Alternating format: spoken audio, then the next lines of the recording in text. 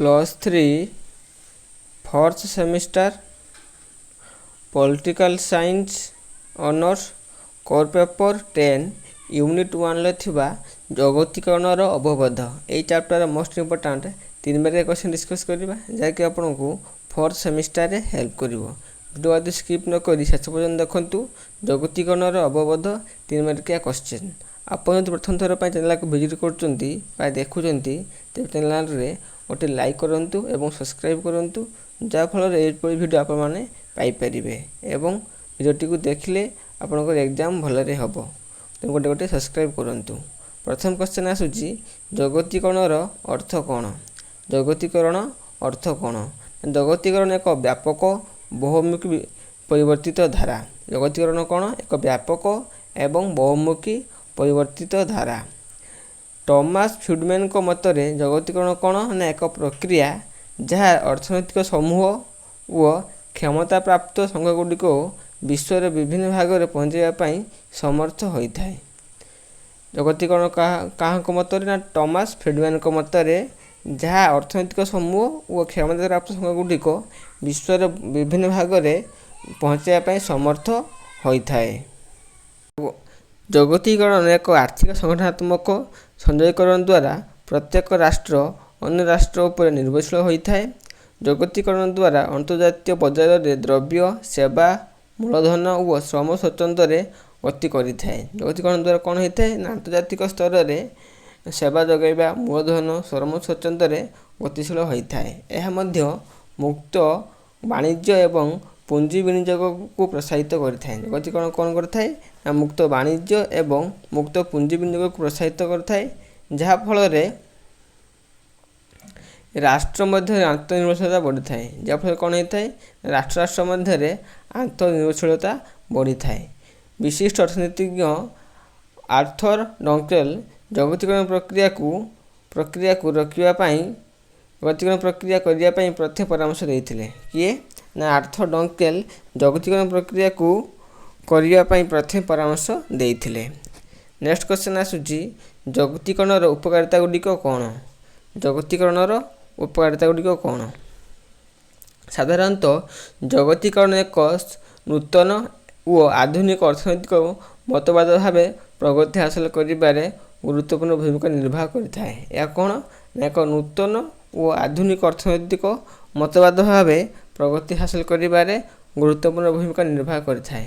यह देश देश मध्य अर्थनैतिक सहयोग और सहभागिता बढ़ाइबारे सहायक होता है।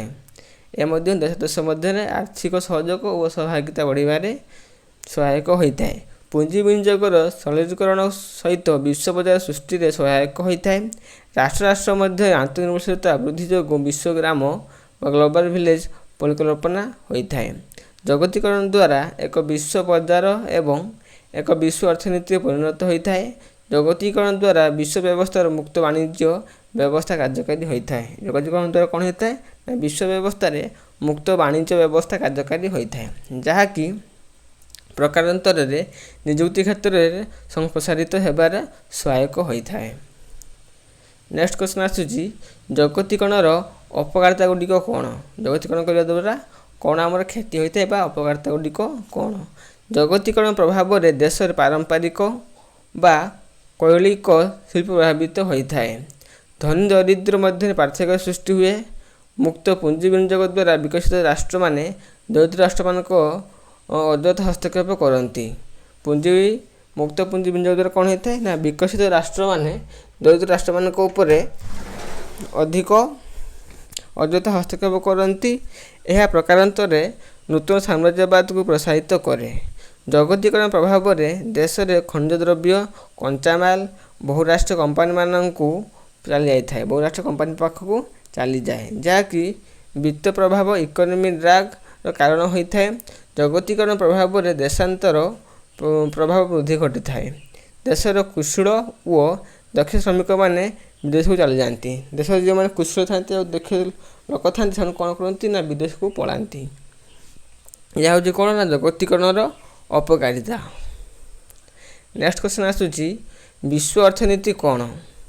विश्व अर्थनीति कौन ନା ବିଶ୍ୱ ଅର୍ଥନୀତିର ଅର୍ଥ ହେଉଛି ସମଗ୍ର ବିଶ୍ୱରେ ସମସ୍ତ ରାଷ୍ଟ୍ରମାନଙ୍କ ପାଇଁ ପ୍ରଚଳିତ ଏକକ ଅର୍ଥନୈତିକ ବ୍ୟବସ୍ଥାକୁ ବୁଝାଏ। ସମଗ୍ର ବିଶ୍ୱରେ ସମସ୍ତ ରାଷ୍ଟ୍ରମାନଙ୍କ ପାଇଁ ପ୍ରଚଳିତ ଏକକ ଅର୍ଥନୈତିକ ବ୍ୟବସ୍ଥାକୁ ବୁଝାଏ। ଆନ୍ତର୍ଜାତିକ ସ୍ତରରେ ମୁଦ୍ରା ଏକକର ଦ୍ରବ୍ୟ ଓ ସେବା ପ୍ରଦାନର ଆଦାନ ପ୍ରଦାନ ପ୍ରକ୍ରିୟାକୁ ବିଶ୍ୱ ଅର୍ଥନୀତି କୁହାଯାଏ। ବିଶ୍ୱ ଅର୍ଥନୀତି ରାଷ୍ଟ୍ରମାନଙ୍କର ସମସ୍ତଙ୍କର ଉତ୍ପାଦ, ଆୟ, ନିବେଶ, ବାଣିଜ୍ୟ ଏବଂ ଆମଦାନୀ ଓ ରପ୍ତାନିକୁ ନେଇ ବିଚାର କରାଯାଇଥାଏ। ବିଶ୍ୱ ଅର୍ଥନୀତି କ'ଣ?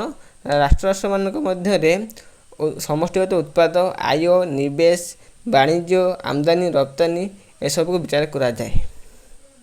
ଏହି ମର୍ମରେ ବିଶ୍ୱ ଅର୍ଥନୀତି ଆନ୍ତର୍ଜାତିକ ବାଣିଜ୍ୟକୁ ପ୍ରଭାବିତ କରୁଥିବା ବିଭିନ୍ନ ଉପାଦାନ ଓ ନୀତି ଅଧ୍ୟୟନ କରିଥାଏ। ପ୍ରତ୍ୟେକ ଦେଶର ଆର୍ଥିକ ବ୍ୟବସ୍ଥାକୁ ବିଶ୍ୱ ଅର୍ଥନୀତି ସହିତ ସଂଯୋଗୀକରଣ କରାଯାଇ ସେ ଦେଶର ଶିଳ୍ପ, ବାଣିଜ୍ୟ ଅଭିବୃଦ୍ଧି ଏବଂ ରପ୍ତାନି ଓ ଆମଦାନୀ ନୀତିରେ ସମଷ୍ଟିଗତ ତଥ୍ୟକୁ ବିଚାର କରାଯାଏ। ନେକ୍ସଟ କ୍ୱେଶ୍ଚନ୍ ଆସିଲା, IMF କ'ଣ ବା ଆନ୍ତର୍ଜାତିକ ମୁଦ୍ରା ପାଣ୍ଠି? ଆନ୍ତର୍ଜାତିକ ମୁଦ୍ରା ପାଣ୍ଠି ବା IMF କ'ଣ? ଏଇଟା ସିଲେକ୍ଟେଡ଼ କ୍ୱେଶ୍ଚନ୍ ଗୋଟିଏ। ନୋଟବୁକ୍ ଲେଖି ନିଅନ୍ତୁ ଏ କ୍ୱେଶ୍ଚନ୍ଟି, ଯାହାକି ଆପଣଙ୍କ ଏଇଟା ଗୋଟେ ସିଲେକ୍ଟେଡ଼ କ୍ୱେଶ୍ଚନ୍। ଆନ୍ତର୍ଜାତୀୟ ମୁଦ୍ରା ପାଣ୍ଠି ବା IMF କ'ଣ? ଏଇଟା ହେଉଛି 1945 ମସିହା ଡିସେମ୍ବର 27 ତାରିଖରେ ଆନ୍ତର୍ଜାତିକ ମୁଦ୍ରା ପାଣ୍ଠି ଗଠିତ ହୋଇଥିଲା। 1945 ଡିସେମ୍ବର 27 ତାରିଖରେ ଆନ୍ତର୍ଜାତୀୟ ମୁଦ୍ରା ପାଣ୍ଠି ଗଠିତ ହୋଇଥିଲା। ଆନ୍ତର୍ଜାତିକ ସ୍ତରରେ ଆର୍ଥିକ ସହଯୋଗ ପ୍ରତିଷ୍ଠା ପାଇଁ ଏହି ସଂଗଠନ ଗଠିତ ହୋଇଥିଲା। ଆନ୍ତର୍ଜାତିକ ସ୍ତରରେ ଆର୍ଥିକ ସହଯୋଗ ପ୍ରତିଷ୍ଠା କରିବା ପାଇଁ ଏହି ସଂଗଠନ ଗଠିତ ହୋଇଥିଲା। ବର୍ତ୍ତମାନ ଆନ୍ତର୍ଜାତୀୟ ମୁଦ୍ରା ପାଣ୍ଠିର ସଦସ୍ୟ ସଂଖ୍ୟା 199 ଅଟେ। ଏହି ସଂଗଠନଗୁଡ଼ିକ ମୁଖ୍ୟ ଉଦ୍ଦେଶ୍ୟ କ'ଣ? ନା ଦେଶ ଦେଶ ମଧ୍ୟରେ ଆର୍ଥିକ ସହଯୋଗ ପ୍ରତିଷ୍ଠା କରିବା, ବାଣିଜ୍ୟ କ୍ଷେତ୍ରରେ ସମ୍ପ୍ରସାରଣ କରିବା, ଦାରିଦ୍ର୍ୟ ଦୂର କରିବା ଏବଂ ଦୀର୍ଘକାଳୀନ ବିକାଶ ସାଧନ ପାଇଁ ନୀତି ପ୍ରଣୟନ କରିବା, ମୁଦ୍ରା ବିନିମୟକୁ ସରଳୀକରଣ କରିବା ଏବଂ ଦୁର୍ବଳ ରାଷ୍ଟ୍ରମାନଙ୍କୁ ଆର୍ଥିକ ସହାୟତା ପ୍ରଦାନ କରିବା ହେଉଛି ଏହାର ମୁଖ୍ୟ କାର୍ଯ୍ୟ। ଏଇଟା ହେଉଛି ଗୋଟେ ସିଲେକ୍ଟେଡ଼ କ୍ୱେଶ୍ଚନ୍, ସିଲେକ୍ଟେଡ଼, ତେଣୁ ଲେଖି ନିଅନ୍ତୁ। ନେକ୍ସଟ କ୍ୱେଶ୍ଚନ୍ ଆସୁଛି, ୱାର୍ଲଡ ବ୍ୟାଙ୍କ କ'ଣ ବା ବିଶ୍ୱ ବ୍ୟାଙ୍କ କ'ଣ? ୱାର୍ଲଡ ବ୍ୟାଙ୍କ କ'ଣ? 1944 ମସିହା ବ୍ରିଟେନ ଉଡ୍ ସମ୍ମିଳନୀରେ ଆଧାରରେ ବିଶ୍ୱ ବ୍ୟାଙ୍କ ଗଠିତ ହୋଇଥିଲା। ପ୍ରଥମେ ପର୍ଯ୍ୟାୟରେ ଏହି ସଂଗଠନ ଋଣ ପ୍ରଦାନ କ୍ଷେତ୍ରରେ ବ୍ୟାପକ ସଂସ୍କାର ପ୍ରକ୍ରିୟାରେ ହାତକୁ ନେଇ ସହଜରେ ରାଷ୍ଟ୍ରମାନଙ୍କୁ ଋଣ ପ୍ରଦାନ କରିଥିଲା। ପ୍ରଥମେ କ'ଣ କରିଥିଲା ସେ? ଏହି ପର୍ଯ୍ୟାୟରେ ସଂଗଠନ ଋଣ ପ୍ରଦାନ କ୍ଷେତ୍ରରେ ବ୍ୟାପକ ସଂସ୍କାର ପ୍ରକ୍ରିୟା ହାତକୁ ନେଇଥିଲା ଏବଂ ଅନେକ ରାଷ୍ଟ୍ରମାନଙ୍କୁ ଋଣ ପ୍ରଦାନ କରିଥିଲା। ପରବର୍ତ୍ତୀ ସମୟରେ ମାନବୀୟ ବିକାଶ ସାଧନ ପାଇଁ ବିଶ୍ୱ ବ୍ୟାଙ୍କ କେତେକ ବିକାଶମୂଳକ ଯୋଜନା ହାତକୁ ନେଇଛି। ସାଧାରଣତଃ ବିଶ୍ୱ ବ୍ୟାଙ୍କ ଆର୍ଥିକ ଦୁର୍ବଳ ରାଷ୍ଟ୍ରମାନଙ୍କୁ ଋଣ ପ୍ରଦାନ କରିବା, ଜନମଙ୍ଗଳ କାର୍ଯ୍ୟରେ ଉନ୍ନତ, ସ୍ୱାସ୍ଥ୍ୟ ଶିକ୍ଷା ବ୍ୟବସ୍ଥାର ଉନ୍ନତି ପାଇଁ ଆର୍ଥିକ ସହାୟତା ପ୍ରଦାନ କରିବା, ଅନେକ ଗୁଡ଼ିଏ ଦାରିଦ୍ର୍ୟ ଦୂରୀକରଣ ଯୋଜନା ମଧ୍ୟ କାର୍ଯ୍ୟକାରୀ ହେଉଅଛି। ନେକ୍ସଟ କ୍ୱେଶ୍ଚନ୍, ଅଣରାଷ୍ଟ୍ର ସଂଗଠନ କ'ଣ? ଅଣରାଷ୍ଟ୍ର ସଂଗଠନ କ'ଣ? ଦ୍ୱିତୀୟ ବିଶ୍ୱଯୁଦ୍ଧ ପରେ ଅନେକ ଗୁଡ଼ିଏ ଅଣରାଷ୍ଟ୍ର ସଂଗଠନ ସୃଷ୍ଟି ହୋଇଥିଲା। ଅନ୍ତର୍ଦେଶୀୟ ସ୍ତରରେ ଏମାନଙ୍କର କାର୍ଯ୍ୟଧାରା ଏକ ବୈପ୍ଳବିକ ପରିବର୍ତ୍ତନ ଆଣିଥିଲା। ଏଇଟା କ'ଣ? ଦ୍ୱିତୀୟ ବିଶ୍ୱଯୁଦ୍ଧ ପରେ ଅନେକ ଗୁଡ଼ିଏ ଅଣରାଷ୍ଟ୍ର ସଂଗଠିତ ହୋଇଥିଲା। ଆନ୍ତର୍ଜାତିକ ସ୍ତରରେ ଏମାନଙ୍କ କାର୍ଯ୍ୟଧାରା ଏକ ବୈପ୍ଳବିକ ପରିବର୍ତ୍ତନ ଆଣିଥିଲା। ଆଉ କ'ଣ? ଏହି ସଂଗଠନ ଗୁଡ଼ିକ ପ୍ରତ୍ୟେକ ଭାବେ କୌଣସି ରାଷ୍ଟ୍ର ସହିତ ଜଡ଼ିତ ହୋଇନଥାନ୍ତି। ପ୍ରତ୍ୟେକ ଭାବରେ କୌଣସି ରାଷ୍ଟ୍ରମାନଙ୍କ ସହିତ ଏମାନେ ଜଡ଼ିତ ନୁହନ୍ତି। ଏହି ସଂଗଠନ ଗୁଡ଼ିକ ଦୁଇ ଭାଗରେ ବିଭକ୍ତ କରାଯାଇଥାଏ, ଯଥା ସୀମାପାର ବହୁରାଷ୍ଟ୍ର ସଂଗଠନ, ଆଉ ଗୋଟେ କ'ଣ? ନା ବହୁରାଷ୍ଟ୍ରୀୟ କମ୍ପାନୀ। ଏପରି ଦୁଇ ପ୍ରକାର, ଗୋଟେ ସୀମାପାର ବହୁରାଷ୍ଟ୍ରୀୟ company, transnational corporation INC, TNC transnational corporation ଏବଂ ବହୁରାଷ୍ଟ୍ରୀୟ କମ୍ପାନୀ ମଲ୍ଟିନ୍ୟାସନାଲ କମ୍ପାନିଜ MNC। ଏହି ସଂଗଠନ ଗୁଡ଼ିକ ଦୁଇ ଭାଗରେ ବିଭକ୍ତ ହୋଇଥିଲା। ବିଶ୍ୱରେ ଯେତେକ ସୀମାପାର ବହୁରାଷ୍ଟ୍ରୀୟ ପ୍ରତିଷ୍ଠାନ କାର୍ଯ୍ୟ କରୁଛନ୍ତି ସେମାନଙ୍କ ମଧ୍ୟରୁ କେତେକ ବିଶ୍ୱ ସ୍ତରରେ ପ୍ରମୁଖ ଭୂମିକା ନିର୍ବାହ କରୁଛନ୍ତି, ଯଥା ରେଡ୍କ୍ରସ ସଂସ୍ଥା, ଆମନେଷ୍ଟି ଇଣ୍ଟରନ୍ୟାସନାଲ, ମାନବିକ ଅଧିକାର ଆୟୋଗ, ବ୍ରିକ୍ସ ରାଷ୍ଟ୍ର ସମୂହ, ଆରବ ଲିଗ୍, G20, G8 ଇତ୍ୟାଦି ହେଉଛି କ'ଣ? ନା ଅଣରାଷ୍ଟ୍ର ସଂଗଠନ।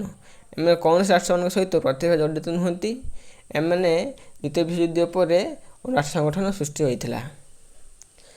ନେକ୍ସଟ କ୍ୱେଶ୍ଚନ୍ ଆସୁଛି, ବହୁରାଷ୍ଟ୍ରୀୟ କମ୍ପାନୀ କ'ଣ?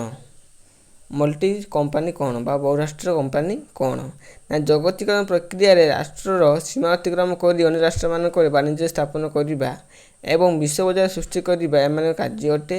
ଅଟକଳ ଅନୁସାରେ 2014 ସୁଦ୍ଧା ଏହାକୁ ସାରା ବିଶ୍ୱ ଶିଳ୍ପ ଉତ୍ପାଦନ କ୍ଷେତ୍ରରେ 60% ବହୁରାଷ୍ଟ୍ର କମ୍ପାନୀମାନଙ୍କ ହାତରେ ନ୍ୟସ୍ତ କରାଯାଇଛି। 2014 ସୁଦ୍ଧା ଏହା କ'ଣ ହେଇଛି ନା ଏହାର ଉତ୍ପାଦନ କ୍ଷେତ୍ରରେ 60% ବହୁରାଷ୍ଟ୍ର କମ୍ପାନୀମାନେ ହାତରେ ନ୍ୟସ୍ତ କରାଯାଇଛି।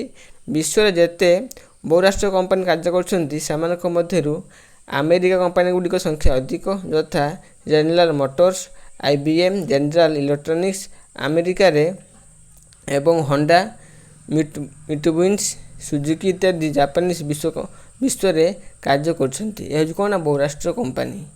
ଆମେରିକାରେ ଅଧିକ କମ୍ପାନୀ ଅଛି, ସେ କମ୍ପାନୀଗୁଡ଼ିର ନାମ କ'ଣ? General motors,